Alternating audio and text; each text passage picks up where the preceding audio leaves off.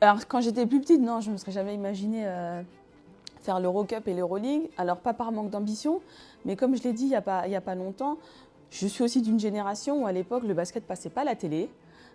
Finalement, ce que tu suivais, c'était le club de ta région.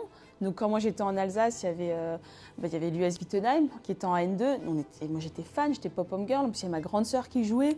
Puis après, il y avait le Racing Club de Strasbourg où j'ai fait mon centre de formation. Donc, tu disais, waouh, c'est génial, c'est beau.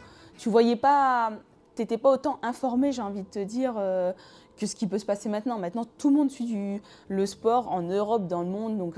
Donc c'était pas par manque d'ambition, c'était plus par manque de connaissances. Après, quand j'ai commencé à avoir ma première année en ligue avec le Racing Club de Strasbourg, que tu joues des USVO, Valenciennes, tu commences à suivre, puis tu commences à te rendre compte, ah ouais, ça fait l'Euroleague, ça a gagné l'Euroleague, waouh, qu'est-ce que c'est l'Euroleague? Tu fais des petites recherches, tu essayes de choper un petit magazine chez celle qui a eu les sous pour l'acheter. Puis là, tu commences un peu à t'intéresser. Et je pense que là où je me suis dit, putain, ce serait vraiment chouette de faire l'Eurocup, c'est quand on commençait à faire un peu des matchs amicaux avec Charleville contre Namur, Brennes. Et puis c'était des équipes qui, elles, avaient fait un peu l'Eurocup ou l'Euro. Namur a fait l'Euroleague. Puis je me rappelle ma première année à Charleville, Namur en Euroleague.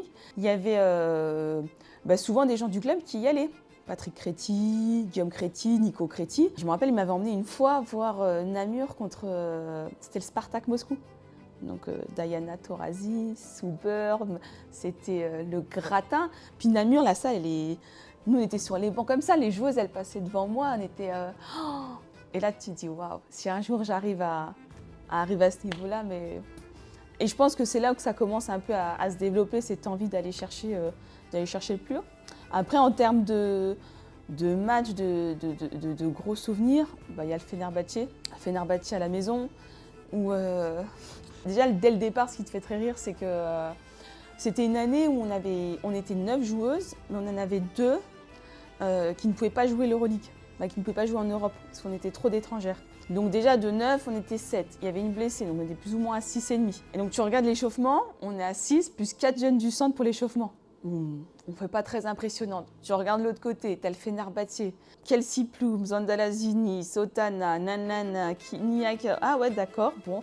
Elles sont 17. Vous pouvez même te prêter des personnes pour ton échauffement. Le staff est encore plus nombreux que les joueuses. T'as le public qui est venu déjà depuis la veille avec leur drapeau turc. Et là, tu te dis, bon. Et les gens, ils étaient chauds. Dans la salle, ils étaient chauds de la première à la dernière seconde.